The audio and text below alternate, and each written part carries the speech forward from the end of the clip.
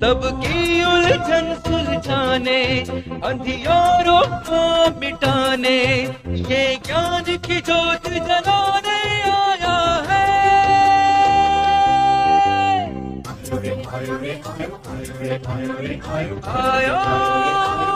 अनुभूति,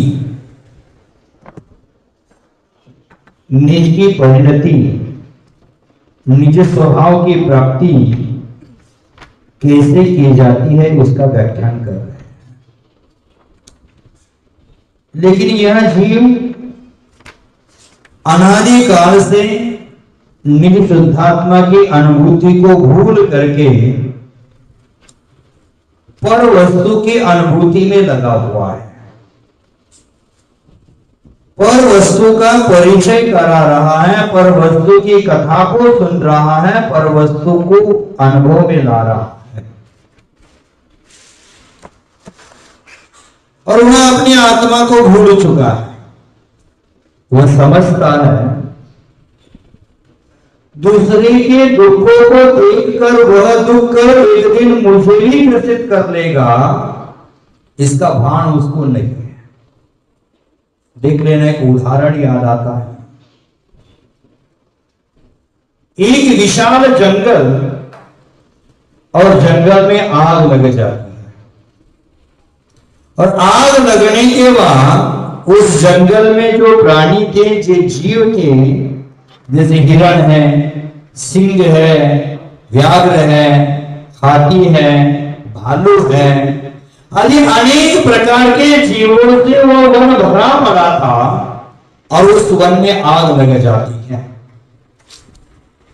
वह प्राणी अपने प्राणों की रक्षा करने के लिए इधर उधर भागना शुरू कर देते हैं। और उसी वन में आग लगने पर एक मनुष्य था, और वह मनुष्य अपने स्वयं को बचाने के लिए इधर उधर भागना छोड़ करके ऊंचे वृक्ष पर चढ़ जाता है, और वृक्ष की शाखा पर बैठकर समझता है कि मैं तो एकदम ऊंचे वृक्ष पर बैठा हूं, मैं सुरक्षित हूं, अग्नि मेरा कुछ भी बिगाड़ नहीं सकती है, ऐसा सोचकर निश्चिंत हो जाता है। परंतु उसका वह अज्ञान था। रुई के ढेर में अंगार लगकर रुई की कभी सुरक्षा नहीं की जा सकती। उसी प्रकार इसका अज्ञान था, उसको ज्ञात नहीं रहा कि जिस प्रकार इस वन में सभी जीव मेरे देखते देखते जल रहे हैं, मर रहे हैं, आग के लपेट में आ रहे हैं, और उसी प्रकार थोड़ी देर में मैं भी उस आग में जल जाऊंगा, उसका भान उसको नहीं है। ठीक उसी प्रकार अज्ञानी प्राणी है, धनादि के निमित्त, परद्रव्य के निमित्त दूसरों पर आई हुई विपत्ति को बार बार स्मरण करता है, दूसरों के संकटों को देखता है, लेकिन मोह की नशा में, मदिरा के नशा में, जैसा मनुष्य अपने ऊपर आई विपत्ति को भूल करके स्वहित का ध्यान नहीं रखता, स्वकल्याण का ध्यान नहीं रखता। लोक में देखा जाता है, कोई भी धनिक है, दूसरों की विनष्ट होती संपत्ति, दूसरों की विनष्ट होती हुई ग्रहादि की संपत्ति, उसको देखकर भी विचार नहीं करता कि काल रूपी अग्नि है, जिस तरह दूसरे के धन को विनष्ट कर रही है, उसी प्रकार वह काल रूपी अग्नि मेरे भी धन को विनष्ट कर देगी, मुझे भी एक दिन छोड़कर निकल जाएगी, इसका भान उसको नहीं।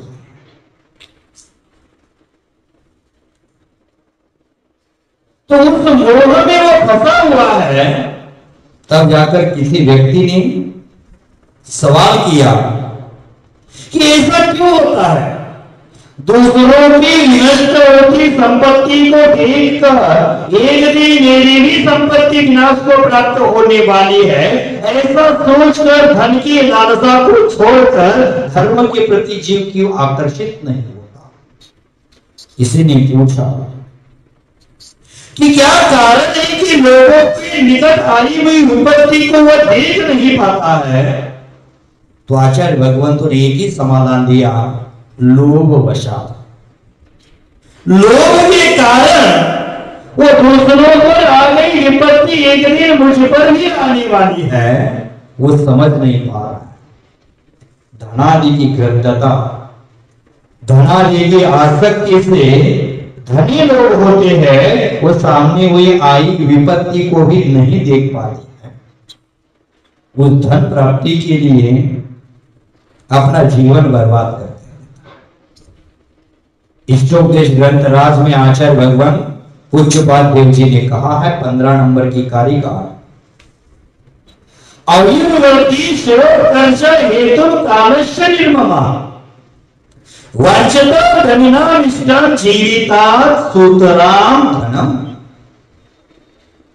कालस्य निर्मम माने समय व्यतीत होने वाला है, और जैसे काल परिवर्तन होगा आयुर्वृद्धि, जो आयु की वृद्धि है, आयु का क्षय है, और आयु के वृद्धि और क्षय के लिए कारण बनता है धन।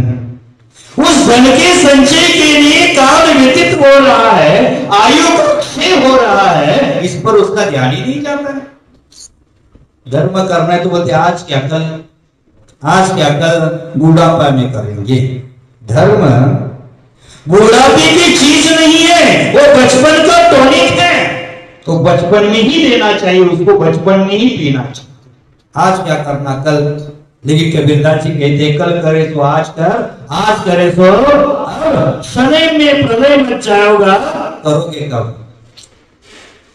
शनि में सब नष्ट हो जाएगा, फिर करोगे कब? मैंने आयु समाप्त हो रही है, समय परिवर्तित हो रहा है, लेकिन धन की वांछा इसके मंत्र हृदय में है। वांछितम धनिनाम इष्ट, धन को इष्ट मान रहा है, और धन को इष्ट मानने वाला पुरुष है सुतराम, मैंने अच्छी तरह अपने जीवन में धन का पान करना ही इष्ट मानता है।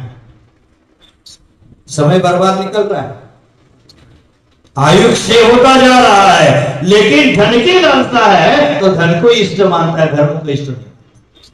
बंधु, अनादिकाल से यह आत्मा लोभ कषाय के तीव्र संस्कार के कारण इस संसार में भ्रमता आया है। अनादिकाल से लोभ कषाय का तीव्र संस्कार इसके अंतर हृदय में जमा हुआ है, और उसी कारण से यह आत्मा धन को अपने जीवन से भी ज्यादा प्रिय समझता है। प्राण जाए लेकिन धन छोड़ने के लिए तैयार नहीं होता।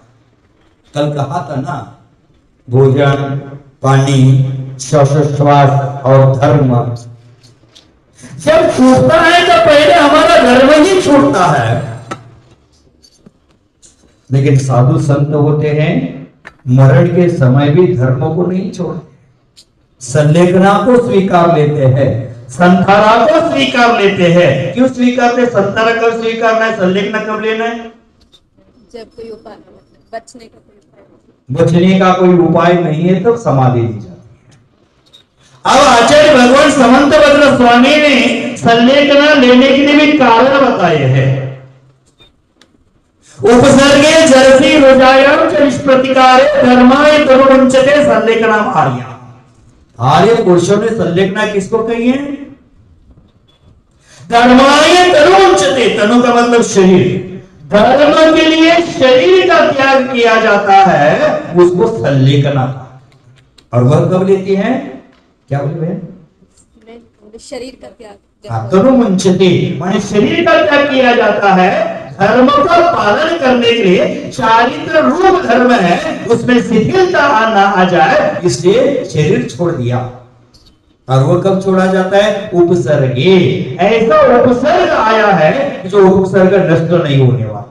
जर्सी माने बुढ़ापा आ गया है, जरा माने जन्म, जरा बोलते ना, जरसी बुढ़ापा। उपसर्ग है जरसी। रुजायांश माने, रुजा माने रोग। ऐसा कोई रोग आया है कि जो हमारा नष्ट नहीं होने वाला है। निष्प्रतिकार है, जिसका प्रतिकार ये नहीं कर सकते, ऐसी बीमारी आ गई, ऐसा उपसर्ग आ गया, तभी जाकर समाधि, तभी जाकर संदेहना। किसी को भावुकता में समाधि लेने का उदाहरण शास्त्र में नहीं आया। मैं धर्म के लिए शरीर का भी साधु संत त्याग कर देते हैं और हम शरीर के लिए धर्म करें। जीवन भर रात्रि भोजन का त्याग रहा, जीवन भर शुद्ध जल के त्यागी रहे और मरण के समय रात्रि खाने लगे। ये धर्म के लिए शरीर छोड़ा कि शरीर के लिए धर्म छोड़ा? ये शरीर कितने दिन टिकने वाला है? अरे जिंदगी में धर्म का पालन किया, अब 75-80 साल होने के बाद कितना छीना है? माँ ने बचपन से 15 साल से उनका नियम है कि रात्रि भोजन का त्याग किया, रात्रि भोजन करता नहीं है। अब 75 साल की उम्र हो गई, माने 60 साल तक नियम का पालन किया, निर्विचार पालन किया, मुंह में रात्रि पानी भी नहीं लिया और 75 साल में बीमारी ने घेर लिया और रात्रि भोजन करना शुरू कर दिया और दो साल में मर गया। अब बताओ कितना घाटा, कितना नुकसान, कितना नफा? पूरा ही घाटा हो गया। अगर 2 साल ऐसे ही नियम का निर्वाह कर लेता तो कुछ ना कुछ तुझे लाभ ही होता, लेकिन क्या कर लिया? पूरा घाटा। महाराज 20 साल 25 साल 40 साल किया, उसका तो लाभ होगा ना। अब 2 साल का घाटा जरूर हो गया, लेकिन 60 साल किया उसका घाटा हुआ कि नहीं हुआ? जैसे रेस है, दौड़ने की स्पर्धा चल रही है, 100 मानो 10 किलोमीटर दौड़ना है, 100 किलोमीटर दौड़ ज्यादा हो जाएगा, इसलिए 10 किलोमीटर पड़ा। 10 किलोमीटर दौड़ है और 10 किलोमीटर की दौड़ में मुन्ना लाल सबसे फर्स्ट में रहे 9 किलोमीटर तक, 9.9 किलोमीटर तक एकदम आगे रहे और लास्ट में एक पॉइंट बचा था, उसमें पीछे हो गए। उनका फर्स्ट नंबर आएगा कि लास्ट नंबर आ गया? मुन्ना लाल लास्ट आएगा। उसी प्रकार 60 साल धर्म कर लिए और 2 साल के लिए छोड़ दिए। आपका नंबर कब आएगा? कहाँ आएगा? फर्स्ट में कि लास्ट में कि डिस्टिंक्शन में? लास्ट में। तो हमारी प्राण है, लेकिन हमारा धर्म कभी नहीं छूटना चाहिए। ये साधु की प्रवृत्ति, ये सम्यक दृष्टि की प्रवृत्ति होती है, ये सम्यक दृष्टि के विचार होते हैं कि धर्माय तनु मुंचते संलेखनाम आर्या, और अंत समय में मेरा मन न भटक जाए, इसलिए इसके सानिध्य में होना चाहिए समाधि।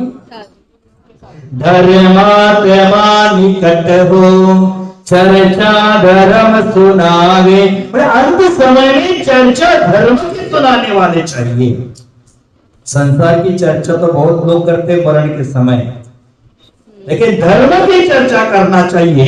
लेकिन वह धर्म की चर्चा न करते हुए धन को ही ज्यादा प्रिय, अपने प्राणों से भी प्रिय मान रहा है, क्योंकि अनादिकाल से लोग कषाय के तीव्र संस्कार उनके अंतरंग में जमे हुए हैं। यद्यपि काल का व्यतीत होना, आयु का क्षय होना, ये दोनों ही धन वृद्धि के कारण हैं, ऐसा उसको लगता है। देखो, आयु का क्षय होना, काल का व्यतीत होना, ये धन वृद्धि में कारण बना, धन वृद्धि में कारण बना कि धन की वृद्धि तो देखी जा रही है, लेकिन अगर आयु घट रहा है इसका ध्यान। बर्थडे मना रहा है 50वां 75वां मना रहा है बर्थडे, लेकिन भैया आयु का क्षय हो गया है, ये भी ध्यान रख लेना। ये जन्मदिन नहीं होता, ये चेतावनी दिन होता है, हमें चेतावनी देने के लिए आता है, लेकिन हम सचेत नहीं होते। उसी की खुशियां में हम अपने जीवन को भूल जाते हैं। तो आचार्य भगवंत ने कहा कि धन वृद्धि की लिप्सा के कारण धनिक जन बीते हुए समय की तथा क्षय होती आयु की भी परवाह नहीं करते,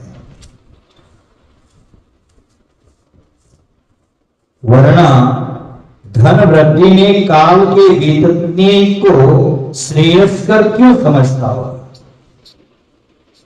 आचार्य भगवान कहते यही कारण है कि धनिक लोग है, धनी लोग है, धनादि से समुत्पन्न विपत्तियों का कोई विचार नहीं करते।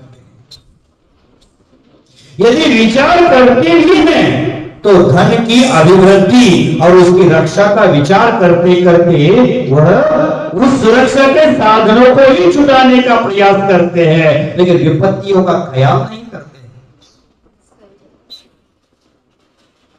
धन की सुरक्षा के लिए नौकर लगा दिए, धन की सुरक्षा के लिए दरबान खड़ा कर दिए, लेकिन उस धन की सुरक्षा करते करते मेरा जीवन व्यतीत हो रहा है उसका उसको भान ही नहीं है। कहां जाना है मुझे? ऊपर मंदिर में जाना है दीपक जी? किस लिए कमा रहे हैं हम? कमाने का कारण क्या है? उसका मकसद क्या है? एक दिन कहां जाना है?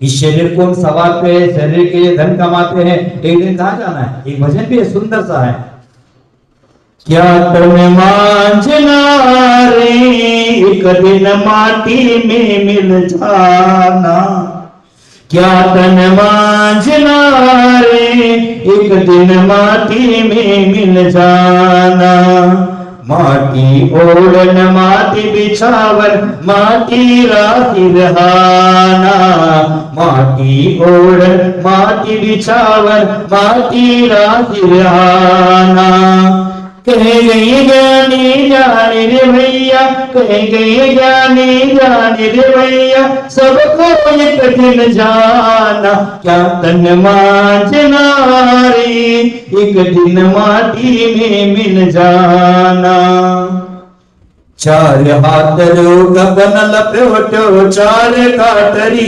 जोड़ी, चार हाथ रोग बनल प्योटो चार काटरी जोड़ी, चारों कोना आग लगा दी, चारों कोना आग लगा दी, फूकरियो जो होली, क्या तन मांझना रे एक दिन माटी में मिल जाना, क्या तन मांझना रे एक दिन माटी में मिल जाना।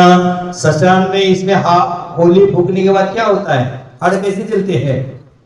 हाड़ जले जो सूखी लकड़ी, केस जले जो घास, हाड़ जले जो सूखी लकड़ी, केस जले जो घास, कंचन काया ऐसी जल गई, कंचन काया ऐसी जल गई, कोई आया न पास, क्या तन मांझना रे एक दिन माटी में मिल जाना, क्या तन मांझना रे एक दिन माटी में मिल जाना। जीवन की दशा कैसी विचित्र है। जब तक तिल दिया में बाती जगमग जगमग होय, जब तक तिल दिया में बाती जगमग जगमग होय, तेल खत्म हुआ बुझ गई बाती, तेल खत्म हुआ बुझ गई बाती, ले चल होय, क्या तन मांझना रे एक दिन माटी में मिल जाना, क्या तन मांझना रे एक दिन माटी में मिल जाना। कहाँ गए चकरी जिन जीता भरत खंड सारा, कहाँ गए वर राम और लक्ष्मण जिन रावण मारा। क्या जाना है हमारे साथ? कहाँ गए वो चक्रवर्ती जिन जता जिन्होंने शतखंडों को जीत लिया, भरत खंड को जीत लिया, जब कहा गए राम और लक्ष्मण जिन रावण मारा। हम कहां जाने वाले हैं? उनके पास इतनी संपत्ति थी लेकिन काम नहीं आई, ये दुनिया छोड़कर जाना पड़ा। लेकिन मोही जीव को ये पता नहीं चल रहा है कि मुझे भी एक दिन छोड़कर जाना है।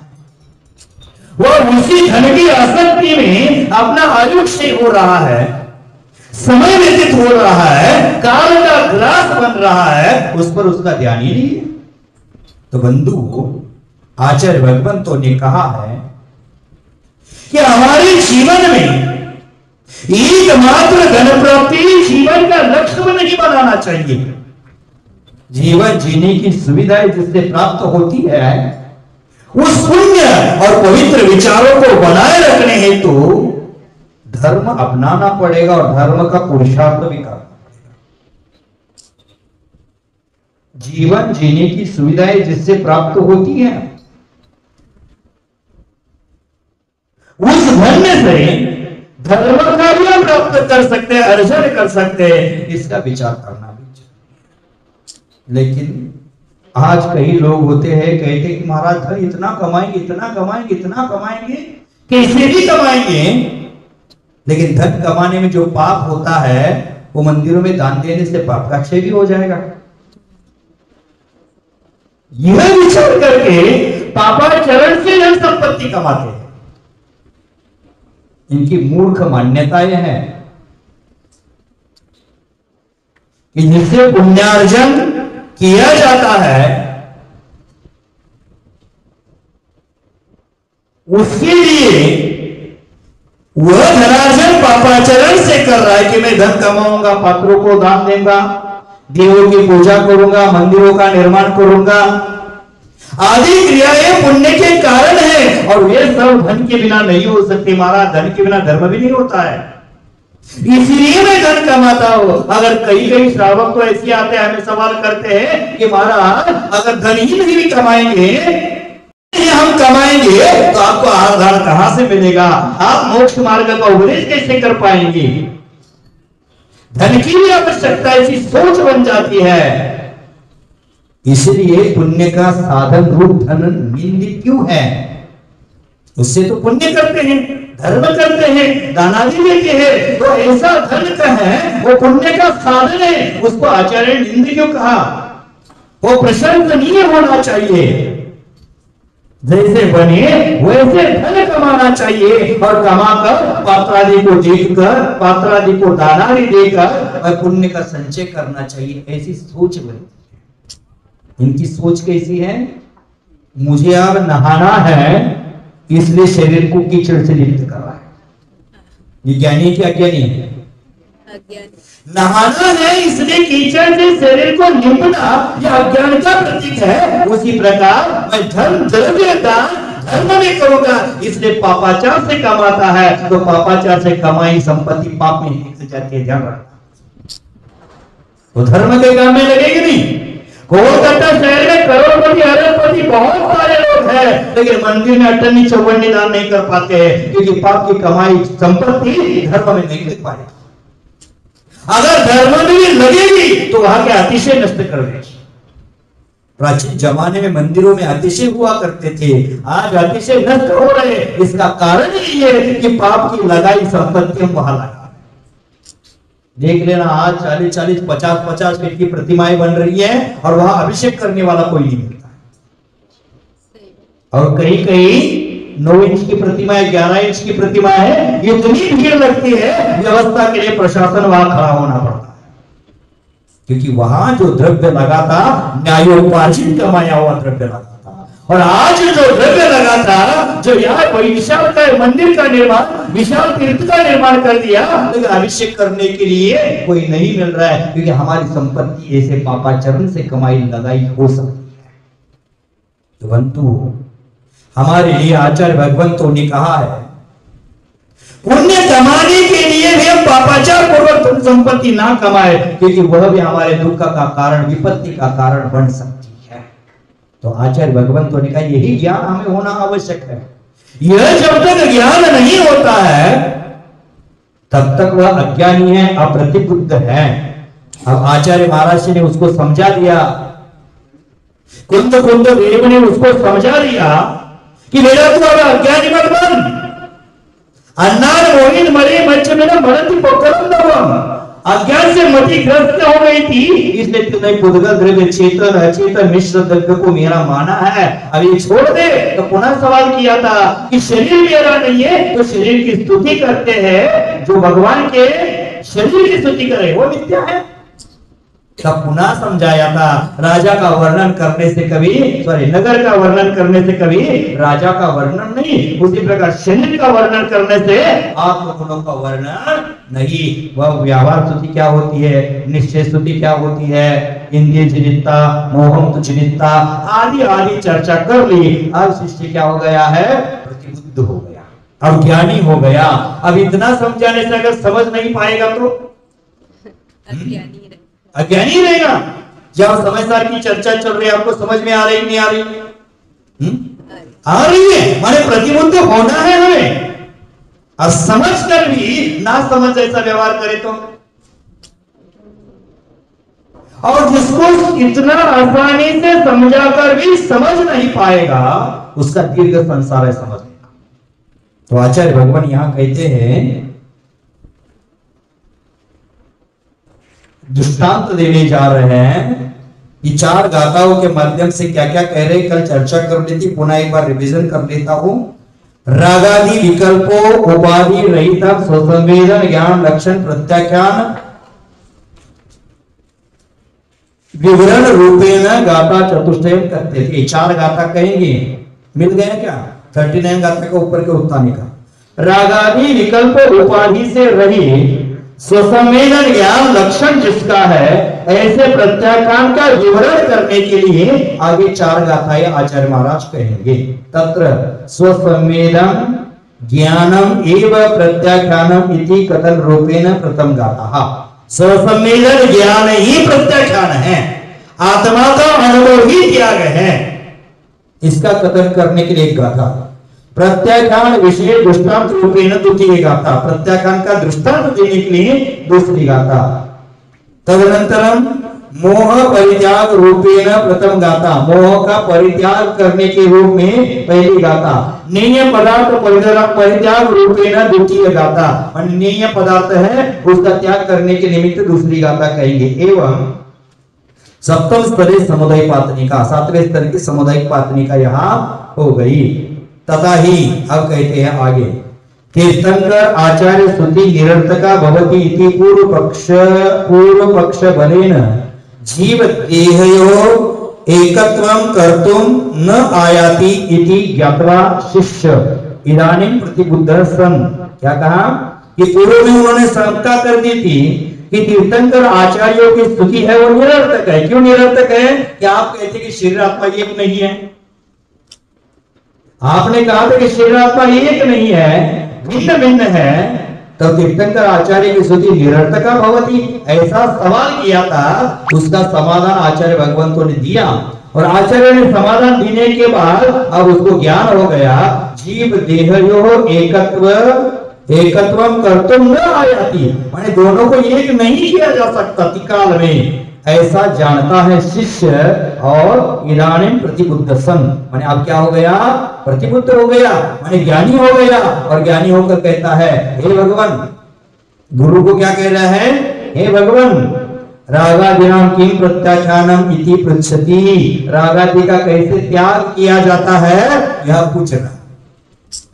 अब समाधान देखो, को अर्थ है इति प्रश्ने उत्तरम ददाति, रागादि का कैसे प्रत्याख्यान किया जाता है, इसका क्या अर्थ है, ऐसा सवाल करने से आचार्य महाराज क्या करते हैं? समाधान देते हैं।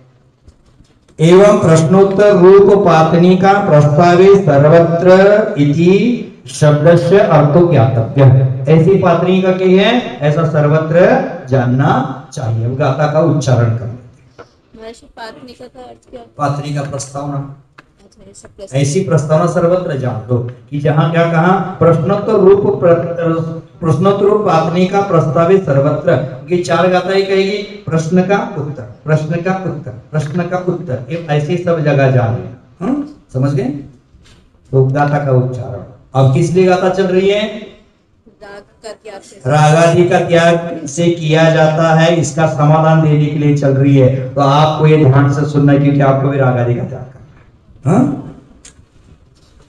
नानम सव्वे, सॉरी नानम सव्वे सव्वे भावे भावे पच्चखाई पच्चखाई पच्चखाई, खाई माने कोई खाने की वस्तु है क्या? पच्चखाई पच्चखाई परेती परेती परेती, देखो परेती ने परे ती, दो तो है ना वहां, परे ती। पहला तो बोलते हैं जीव की, जीव है दांत के नीचे दबाओ, जैसे जीव को दांत काटने ही चले हैं, परे ती, परे ती, परे ती, नादून, नादून, नादून, नानम सर्वे भावे पच्चखाई परे तु नादून,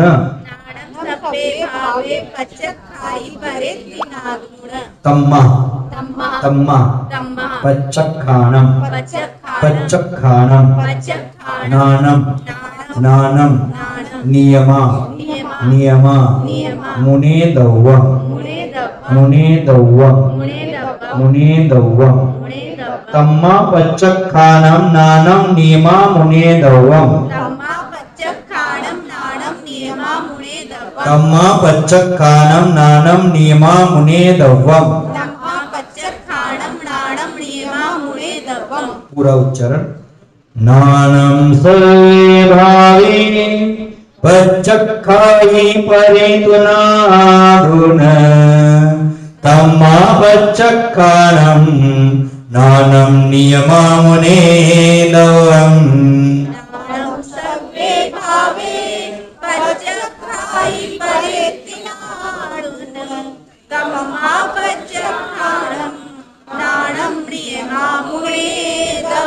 देखो, नानम सव्वे भावे, भाव भाव भाव, भाव का अर्थ है पदार्थ, पदार्थ पर वस्तु, भाव का अर्थ क्या था? पदार्थ पर वस्तु, सव्वे नानम माने सब पर वस्तु है, सब पर पदार्थ है, उसको जानता है ना। आत्मा से, अपने से भिन्न जो पर पदार्थ है, परे तो नादून, परे तो माने भिन्न है, पर है, नादून माने जानकर। समझ गए क्या क्या? सर्वे भावे परेतु नादूनम, सर्वे भावे परेतु नादूनम माने सर्व भाव है वो परेतु माने मुझसे अत्यंत भिन्न है। सर्व भाव का मतलब यहाँ पदार्थ, विभाव, सब विभाव भाव है, सब पदार्थ है, वो मुझसे अत्यंत भिन्न है, ऐसा जानकर क्या करता है? पच्चखाई माने प्रत्यक्षाई माने प्रत्याख्यान कर देता है, माने क्या करता है? त्याग कर देता है। मैंने सर्व बाह्य पदार्थ मुझसे भिन्न है ऐसा जानकर वो उसका त्याग कर देता है। तम्मा प्रत्यक्षानम नानम नियमा मुनिदव्वम, और जिस समय वह वस्तु पर है ऐसा जानता है, उसी समय उसका प्रत्याख्यान हो जाता है। करना तो दूर की बात, अभी मान लिया तभी तो ये त्याग हो गया, ज्ञान में आ गया ये मुझसे भिन्न है, उस समय त्याग हो गया। कैसा कहते इसका त्याग हो गया? वही तो आपका सवाल है ना, कैसे त्याग हो गया? आगे उसका दृष्टांत भी देने वाले हैं, फिर भी समझाता हूं। ये मेरी नहीं है, ये वस्तु मेरी नहीं है। मान लो ऐसी ही घड़ी, ऐसी घड़ी ये बहन ने वहां टेबल पर लाकर रखी है, सेम है, कोई फर्क नहीं, ऐसी है, ऐसी बॉक्स में पड़ी है, ऐसी रखी है, वह तहा से ऐसी रखी है। ये एक मेरे सामने है और वो भी मेरे सामने है। वो जिस एंगल में वो रख कर गए उसी एंगल में पड़ी है। उत्तम सफाई करते समय उधर टर्न हुआ होगा, बात अलग।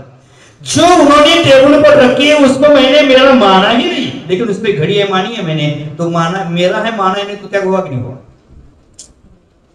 जगत में लाखों करोड़ों वस्तु ये है, लेकिन मेरी नहीं है, ये मानना ही त्याग है। कि इसको तोड़ना पड़ेगा, मोड़ना पड़ेगा, तब त्याग हो जाएगा। क्या करना है? माने सर्वे भावा परेतु नाद, माने व्यवहार में कहते हैं कि वस्तु को छोड़ना है, ये वस्तु से दूर भागना है, तब त्याग हो गया। लेकिन निश्चय से कहते हैं जब आपको ज्ञान होता है कि वस्तु मेरी नहीं है, तभी त्याग। आगे की गाथा में उदाहरण क्या देंगे? कोई एक व्यक्ति, मैंने एक बार कहा भी था, कोई एक व्यक्ति है अपना चद्दर धोने के लिए धोबी के पास गया और गलती से धोबी ने दूसरा दे दिया, ये उड़कर सो गए, मेरा है मानकर सो गया, और बाद में उस चद्दर का मालिक आकर बोलता है ये मेरी है, उसके निशान वगैरह दिखाता है, तब उठाकर देने से त्याग हो गया कि वो जान रहे मेरी नहीं है, तभी त्याग हो गया। माने सर्वे भावा परे तो नाधुना बच्चक्का ही, माने ये सब भाव सब पदार्थ मुझसे अत्यंत भिन्न है, ये जानाना ही त्याग है। ये घर मेरा है ऐसा जानेंगे तो उसी घर में घुसेंगे, और पड़ोसी का घर ये मेरा नहीं है ये जाना है, इसीलिए उसके घर में जा नहीं रहे, इसका आपका त्याग होगा कि नहीं होगा? जानना ही त्याग है। त्याग करना जो आचार्य भगवान कहते हैं, मुनि दीक्षा लेते हैं, ये वस्त्रादि त्याग होता है, अलंकार परिवार त्याग होता है। कब त्याग होता है? जब जानता है तभी त्याग कर पाएगा, जब तक जानेगा नहीं तब कहां त्याग करेगा। लेकिन इस गाथा का विपरीत अर्थ लगाकर ही जो समय सार के अध्ययन करने वाले लोगों ने लगाया कि हमारी धारणा में वो पर वस्तु त्याग दी है, तो हमारे बहिर्लिंग का त्याग करने की क्या आवश्यकता है, ये उन्होंने लगा दिया। क्या क्या आचार्य भगवंत को गाता है उसका विपरीत अर्थ निकालकर कि सभी भावा परे तो नादोना बच्चक्काई, संपूर्ण भाव पर है ऐसा जानना ही त्याग है, ज्ञान ही त्याग है। पहली बार मैंने गाथा पढ़ी थी मैं भी कंफ्यूज था, इसमें आया है कि सर्वथा क्या हो जाएगा, छोड़ना माने वास्तव में ज्ञान ही त्याग है। क्या कहा? ज्ञान ही त्याग है। तो मैंने सोचा अरे ज्ञान कैसे त्याग हो सकता है, ये तो आत्मा का गुण है। बाह्य संयोग से वस्तु का संपर्क आ गया है, उसका त्याग हो सकता है, लेकिन आधा अधूरा ज्ञान मेरे पास था, मैंने सोचा ज्ञान ही त्याग है। नानम नियम, और नियम से ज्ञान ही क्या है, पच्चख्यानम। दूसरी लाइन देखना, उत्तरार्ध, नानम नियमा, नियमान क्या, तम्मा नियमा नानम पच्चखानम। इसीलिए नियम से ज्ञान ही क्या, ज्ञान बोलते कि ज्ञान बोलते, मराठी में ज्ञान बोलेंगे, आप ज्ञान बोलते। तम्मा नियमा नानम पच्चखाई, पच्चखानम माने इसीलिए ज्ञान ही प्रत्याख्यान है, मुने दौवम ऐसा जानना चाहिए। मुने दौवम माने जानना चाहिए, ऐसा मानना चाहिए, मानने योग्य है। और ज्ञान ही प्रत्याख्यान कैसे हो सकता है? मात्र ऊपर की लाइन पढ़ी ही नहीं और नीचे की लाइन का अर्थ कर दिया, तम्मा नानम नियमा पच्चखानम, इसलिए नियम से ज्ञान ही प्रत्याख्यान है। ऊपर की लाइन पढ़ी ही नहीं, नीचे की लाइन पढ़ी, क्या हो जाएगा? ज्ञान प्रत्याख्यान है तो पढ़ना क्यों, ये समझना क्यों, यहां आते पुरुष क्यों है, महाराज आप बांटते क्यों है, ये अर्थ निकल जाएगा। ज्ञान आत्मा का स्वभाव है, उसका त्याग नहीं होगा। लेकिन क्या यहां कहते सर्व भाव पर है, यह ज्ञान होना ही त्याग है। क्या है? सर्व भाव पर है, ये जानना ही त्याग है, ज्ञान का त्याग नहीं कहा यहां। और इसी प्रकार उन्होंने आधा अधूरा अर्थ निकाल दिया और बोले धारणा है कि ये वस्तु मेरी नहीं है, तो इसका त्याग हो गया। तो त्याग करने की क्या आवश्यकता है, इसलिए वो त्याग नहीं कर पा रहे। मैंने कपड़ा पहन लिया है और कपड़ा पहनकर मेरी धारणा क्या है, मैंने नहीं, कपड़ा पहन लिया और मेरी धारणा क्या बन गई, ये कपड़ा मेरा नहीं है, तभी मेरा त्याग हो गया। ऐसा समझकर उन्होंने कपड़ा छोड़ने का पुरुषार्थ नहीं किया। ठीक है भाई, जब तूने जान लिया ये कपड़ा मेरा नहीं है, उतने समय के लिए तेरा त्याग हो गया, लेकिन पुनः उसके प्रति राग तो हो सकता है। वो पुनः उस वस्तु के प्रति राग ना हो जाए, इसलिए उसका त्याग तो करो। त्याग क्यों किया जाता है? पुनः उस वस्तु का राग हमें ना सताए, इसलिए त्याग करना है। आपका जीवन जीना है तो बैंक के कैशियर की तरह जीवन जियो। बैंक का कैशियर होता है, दिन भर में लाखों करोड़ों रुपए गिनता है। आज मशीन है, बात अलग है, लाखों रुपए गिनता है, लेकिन उस लाखों के प्रति उसका मोह नहीं है। मान लो उसने दिन में 50 लाख रुपए गिने, एक कैशियर ने 50 लाख रुपए दिन में गिने, और आप दुकानदारी करते दिन में ज्यादा से ज्यादा कितना गिनते? कितना? 1 लाख, 2 लाख, 5 लाख, 10 लाख। 10 लाख रुपए आपने गिने दिन में, 10 लाख रुपए आपने गिने और उन्होंने 50 लाख गिने। ज्यादा धनिक कौन है? ज्यादा परिग्रही कौन है? वो 50 लाख वाला परिग्रही कि 10 लाख वाला परिग्रही? क्यों 10 लाख वाला क्यों भाई? वो जब शाम को 5 बजेगा, बैंक की छुट्टी हो जाएगी, तब उसको वो अलमारी में रखकर खाली हाथ निकलना है। वो जानता है मैं 50 लाख गिने, लेकिन ये मेरे नहीं है। यही तो प्रत्याख्यान है। और मैंने 10 लाख गिने, लेकिन मैंने मान्यता बना ली है ये मेरे है, इसलिए तो दुख है। वो जानता है कि वो मेरे नहीं है, मुझे यहां छोड़कर जाना है। माने दिन भर का हिसाब किताब 9,99,999 हो गया, 10 लाख हिसाब किताब हो गया, और उसने जमा पूंजी देख ली तो 9,99,999 हो गए। 1 रुपए भी कमी हो तो बैंक नहीं छोड़ सकते। पूरा हिसाब लगाओ, पूरा हिसाब लगाकर अथवा जी का 1 रुपया डालो और 10 लाख कर को आप फाइनल करो, नहीं तो तुम बैंक नहीं छोड़ सकता। माने वो मेरा नहीं है, वो जानता है यहां का यहां पड़ा रह जाएगा, मुझे यहां से 1 रुपया भी उठाकर घर नहीं ले जा सकते। ये उसकी मान्यता है, उसका वही त्याग है। और हमारी क्या है मान्यता? 10 लाख मेरे हैं, 10 लाख मेरे हैं, मैं इसका मालिक हूं। ये जो मेरी मान्यता है वही परिग्रह है, वही अज्ञान है। किसका है? वह जिस प्रकार बैंक की 5 बजे छुट्टी होने के बाद 1 पाई भी वहां से नहीं ले जा सकता, उसी प्रकार हम अपने आयु कर्म की छुट्टी होने के बाद इस पर्याय से उस पर्याय 1 पाई भी नहीं ले जा सकते, 1 कौड़ी भी नहीं ले जा सकते। फिर भी कितना मोह, आयुक्षय हो रहा है, काल का ग्रास बन रहे हैं, फिर भी सोचता है कि धन की सुरक्षा कैसे हो जाए।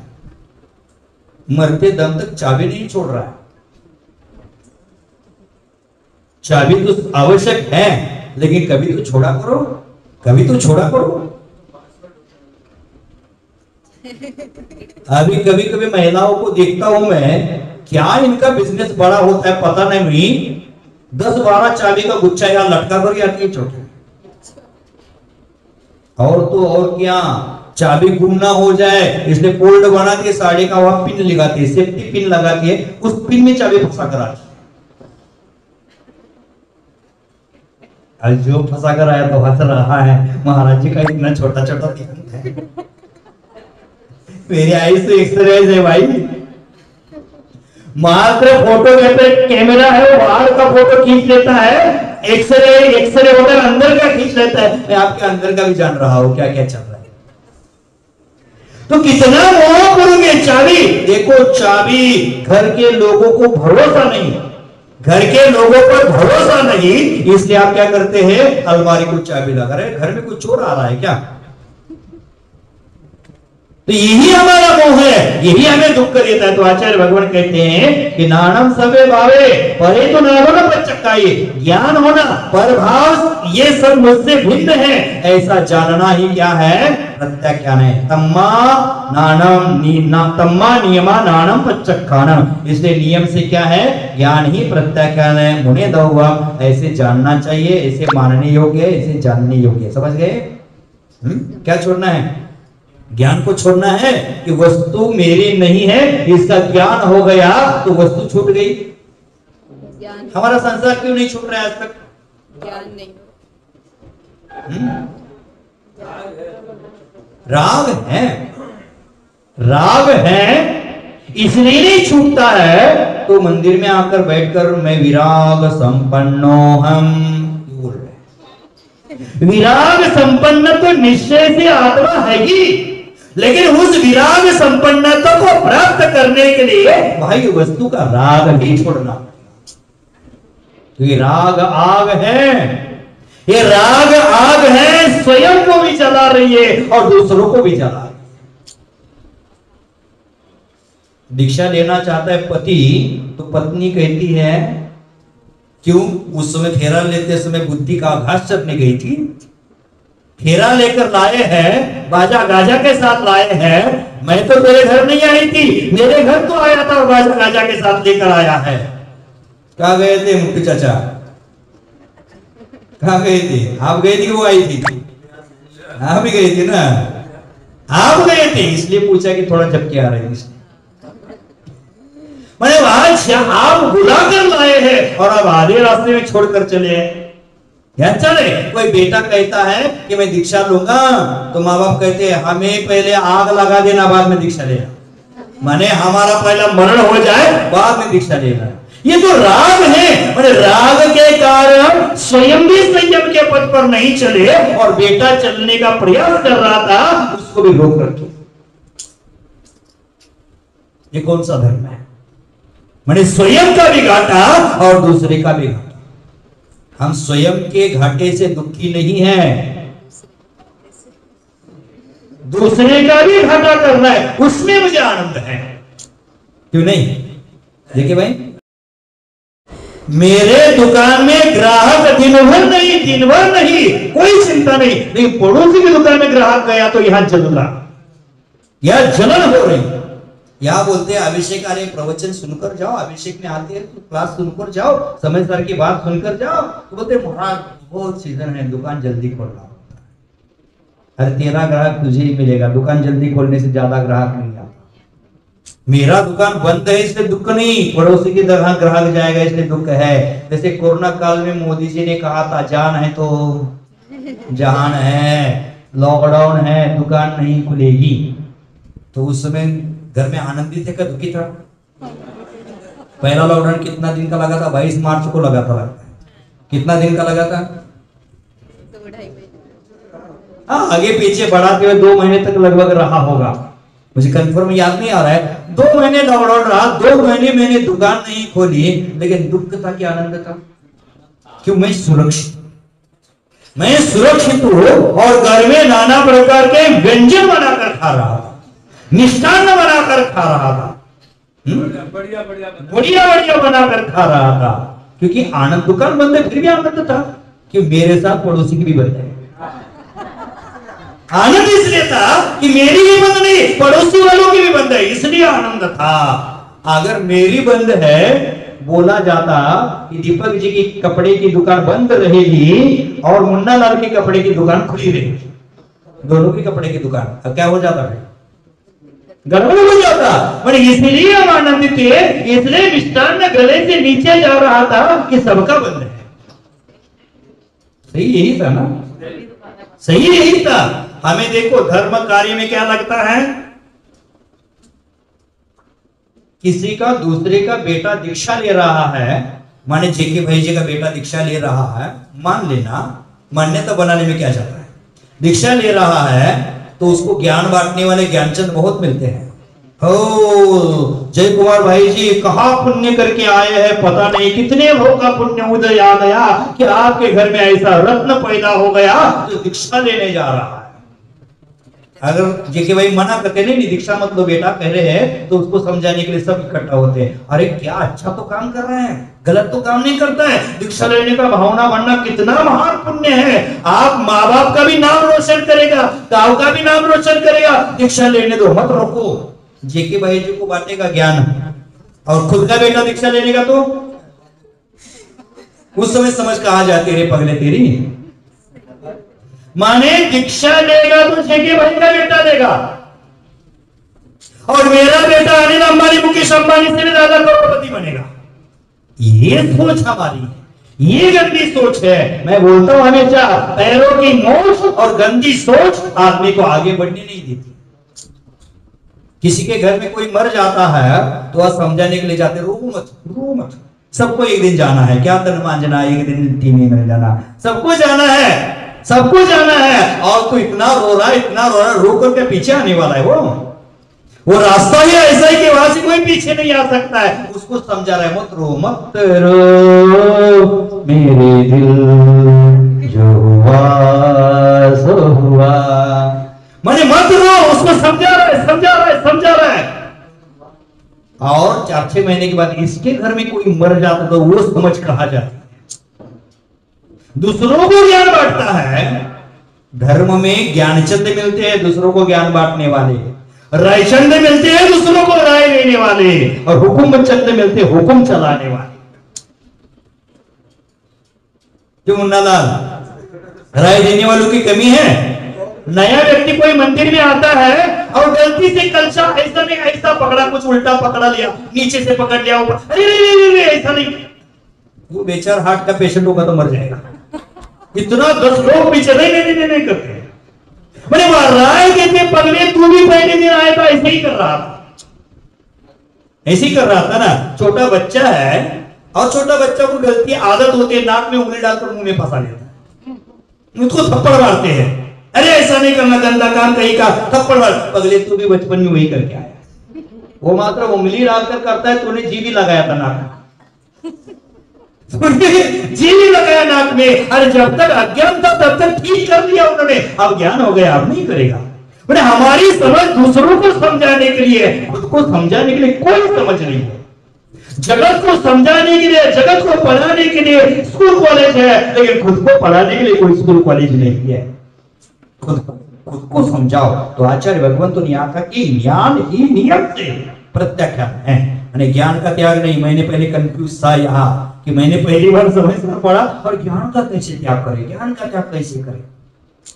तो पद वस्तु का ज्ञान होना ही क्या है, त्याग है। ठीक है, देखो नानम सव्य भावे पच्चक्खाई, महाराज नहीं बोले आज मैंने आपको अच्छा लगे तो महाराज नहीं बोलना, महाराज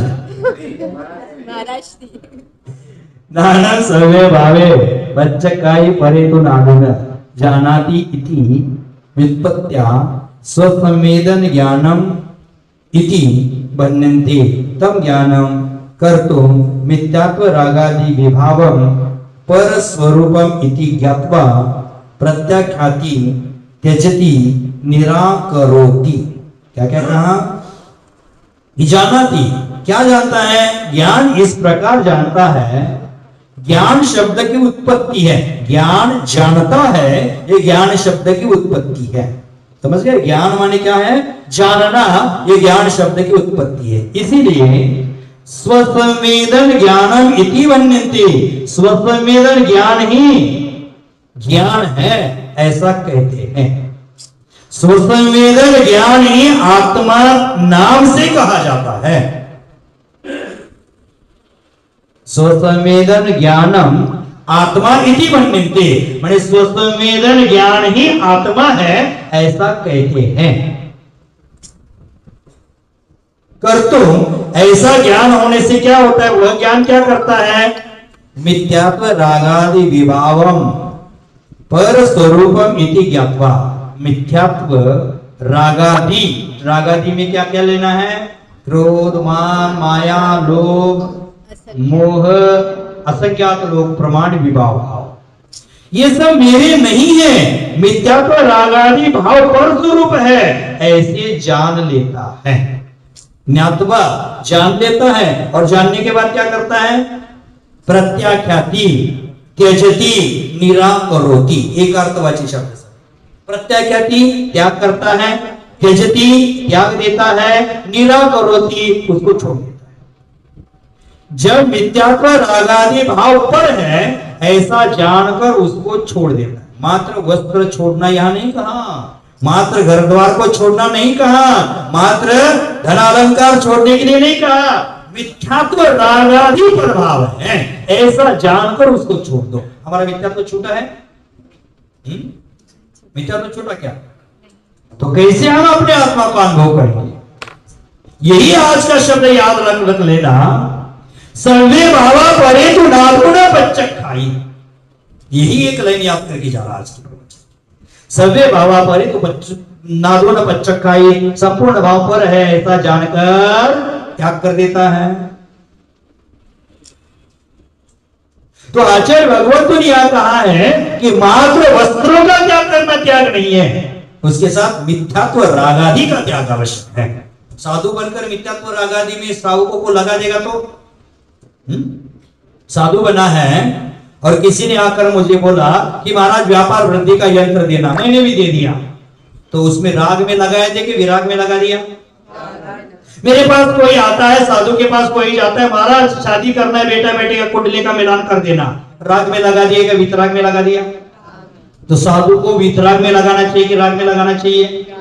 आपको कौन से साधु पसंद आते, यही तो पसंद आते ना, कुंडली देखने वाले, हाथ देखने वाले, नारियल देने वाले, लाल कपड़ा में बांधो, ईशान कोण में बांधो, व्यापार वृद्धि हो जाएगी। अरे लाल कपड़ा और वो बांधने से, नारियल बांधने से अगर व्यापार की वृद्धि हो जाती तो नारियल दुकान वाला कितना करोड़पति होना।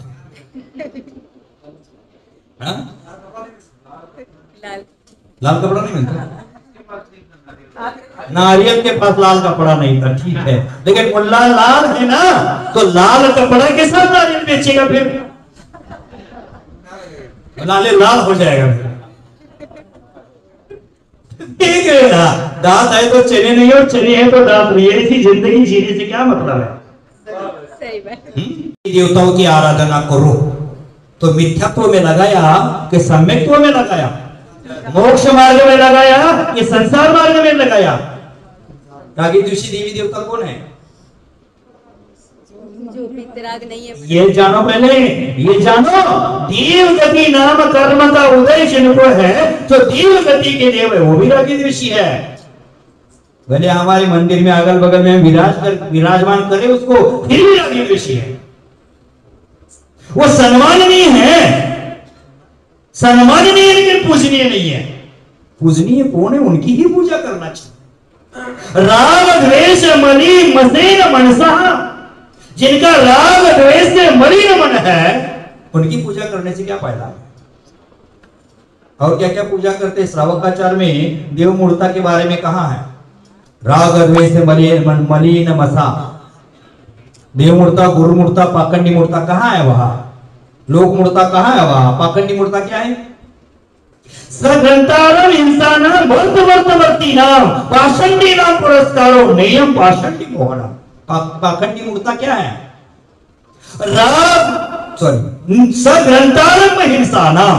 साधु को कौन साधु है? पाखंडी कौन है कहते हैं? सग्रंथारंभ, जो ग्रंथ से सहित है। ग्रंथ माने जिनवाने नहीं, माने परिग्रह, परिग्रह से सहित। सग्रंथा आरंभ हिंसा नाम, आरंभ करता है, हिंसा करता है। परिग्रह से सहित है, आरंभ से सहित है, परिग्रह से, आरंभ से और हिंसा से सहित है वो साधु। सग्रंथारम हिंसा नाम पाषंडी मोहनम, वो पाखंडी है और उनकी आराधना करना पाखंडी होता है। साधु के पास क्या परिग्रह होना चाहिए? पीछे कमंडल, चेतन अचेतन परिग्रह साधु के लिए भी कहा ना, पीछी कमंडल, शास्त्रादि, शिष्यादि और पीछी कमंडल आदि शिष्यादि, ये मिश्र, ये छोड़कर क्या होना है साधु का परिग्रह? बैंक अकाउंट, हिसाब किताब, सोने की माला साधु के पास नहीं होना चाहिए। ये परिग्रह है, ये परिग्रह ही परिग्रह। उसके साथ साथ जो मेरा नहीं है उसको मेरा मानना भी परिग्रह। ये मेरा भक्त है, ये दूसरे की जगह नहीं जाएगा, जाना नहीं चाहिए। अरे पगले, तेरा भक्त बनाने से अच्छा जिनेंद्र देव का भक्त बना ले, वीतराग तक का भक्त बना ले। तो यहाँ क्या क्या त्यागना है? मात्र बहिरंग वस्त्र आदि का त्याग करने से कोई साधु नहीं होता। साधु की व्याख्या क्या करते हैं? नित्यात्व रागादि विभावम पर रूपम ज्ञात्वा प्रत्याख्याति। मिथ्यात्व रागादि पर भाव है ऐसा जानकर उसका क्या करते? कोई साधु मिथ्यात्व में लगाएगा, रागी द्वेषी की पूजा करने के लिए आग्रह करेगा तो स्वयं भी मिथ्यात्व में डूब रहा है। पंडित दौलत राम जी ने उसको क्या कहा है? पत्थर की नाव कहा है। पत्थर की नाव पानी में स्वयं डूबती है और बैठने वालों को भी डुबा देती है। और लकड़ी की नाव सदगुरु को कहा है, स्वयं भी तैरेगी और बैठने वालों को भी तैरा देगी। आपको कौन सी नाव पसंद, लकड़ी की कि पत्थर की? ज्यादा दिन टिकेगी पत्थर की। लकड़ी की सड़ सकती है, टूट सकती है, जल सकती है, लेकिन पत्थर ना सड़ेगा, ना टूटेगा, ना जलेगा। वो ज्यादा दिन टिकने वाले। कौन सी नाव पसंद है? वो तो डुबा देगी, इसलिए पसंद नहीं ना। उसी प्रकार हमें नाव जीवन बचाने के लिए हमें पत्थर की नाव नहीं चाहिए। उसी प्रकार जीवन बचाने के लिए कुदेव कुशास्त्र कुगुरु हमें नहीं चाहिए। ये निर्णय करना चाहिए। कितना भी मीठा बोल मिश्री जैसे बोलता हो, लेकिन वह मिथ्या तो हो तो हमारे आराध्य वो हो नहीं सकते।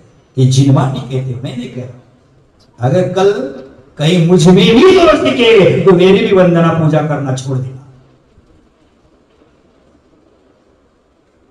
मुझमें भी अगर मिथ्यात्व राग भी दिखने लगे तो छोड़ देना। हमें आराधना वीतराग की करना है, राग की नहीं। हमें आराधना सम्यक्त्व की करना है, मिथ्यात्व की नहीं।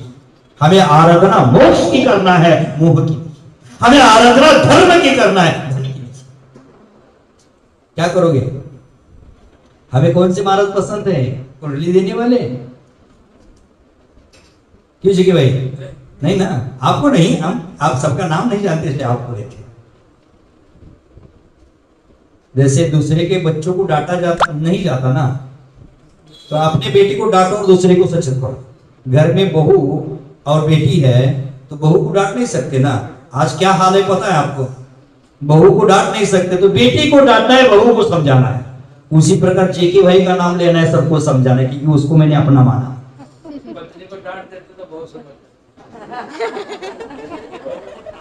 पत्नी को डांट देते तो बहुत समझ देती कि पत्नी डांटती है तो बहुत समझती है।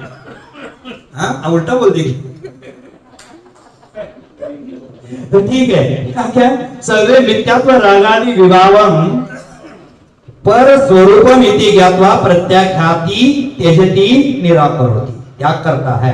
तम्मा पच्चक्खानम ज्ञानम नियमम निधुवम तस्मात् कारणात् निर्विकल्प स्वसंवेदन ज्ञानम एवं प्रत्याख्यानम। क्या क्या है? वस्त्रादिकल्प का त्याग करके त्याग नहीं है, त्याग करने के उपरांत निर्विकल्प स्वसंवेदन ज्ञान होना, निजात्मा का अनुभव होना, यही त्याग का। अगर त्याग कर दिया, घर परिवार छोड़कर आया, 30 साल 40 साल हो गए और फिर भी अभी तक निजात्मा का अनुभव नहीं किया, तो वो त्याग करना क्या बेकार है ना? बेकार है। तो कल कोई एक व्यक्ति था कि बोला था कि महाराज 10 बजे आप आहार उठते हैं, दुकान में जाने के लिए लेट होता है, इसलिए हम ये ग्रास देकर निकल जाएंगे। तो हमने ठीक है भैया, आहार पहले कर लेते हैं, हमारा टाइम चेंज कर लेते हैं, कम से कम आप आहार देकर दुकान में जाओ। और जिस समय से आहार का टाइम चेंज कर दिया, उसके बाद वो व्यक्ति आया ही नहीं। मैंने जिसके लिए जो काम किया वो आया ही नहीं। तो कल आ गया तो हमने पूछा तू बेकार है, तू बेकार है। तो कोई बोला हमारा बेकार कैसे कर दिए, इसके पास तो कार है। अरे वो बेकार नहीं, फिर हम बेकार है, हमारे पास कार नहीं है। हम बेकार है, हमारे पास कार नहीं है, लेकिन हमारे पास नमोकार है, हमारे पास नमोकार है। तो देखो बेकार, यहाँ कहते कि आचार्य भगवान क्या करते? बेकार में हम समय बर्बाद कर रहे हैं। दीक्षा ले लिया और तो संवेदन नहीं किया, निजात्मा का अनुभव नहीं किया, ये तन की प्रभावना करने में लगा है, जिनकी प्रभावना नहीं करनी। जिनेन्द्र देव की प्रभावना नहीं, ये तन की प्रभावना। फोटो खिंचवाना है, चित्र छपवाना है। अरे चित्र छपवाने से अच्छा चारित्र अंतरंग में छपवा लेते तो आत्मा का कल्याण। चित्र कभी पूजनीय नहीं होता है, चारित्र पूजनीय होता है। हम चित्र के पीछे पागल है। आज मैं कहता हूं, अगर साधु संतों ने, भारतवर्ष में जितने भी साधु संत हैं, वो संकल्प करेंगे 1 साल तक आमंत्रण कार्ड, निमंत्रण card, photo, calendar, pen, pencil कुछ भी छपवाएंगे नहीं, तो समय शिखर जैसा 2 क्षेत्र तैयार हो जाएगा, 10 क्षेत्र तैयार हो जाएगा। कितना समय बर्बाद हो रहा है, कितना घंटा गई फोटो छपवाने में। और फोटो भी कैसे? एक्टर से भी खतरनाक। चश्मे को हाथ लगाया, हंसेगा और फोटो खींचेगा, ऐसा करेगा, ऐसा करेगा, ऐसा करेगा। अरे तू डांस कर रहा है यार। साधुओं के फोटो वह शोभनीय साधुओं के फोटो है ध्यान मुद्रा, स्वाध्याय मुद्रा में साधुओं के फोटो पूजनीय माने गए। वह सॉरी पूजनीय गलती से बोला, सम्माननीय माने गए। ध्यान मुद्रा में, स्वाध्याय मुद्रा में अथवा आचार्य परमेश्वरी हो तो आशीर्वाद। इसके बगल कोई मुद्रा नहीं मानी है जयनागर में।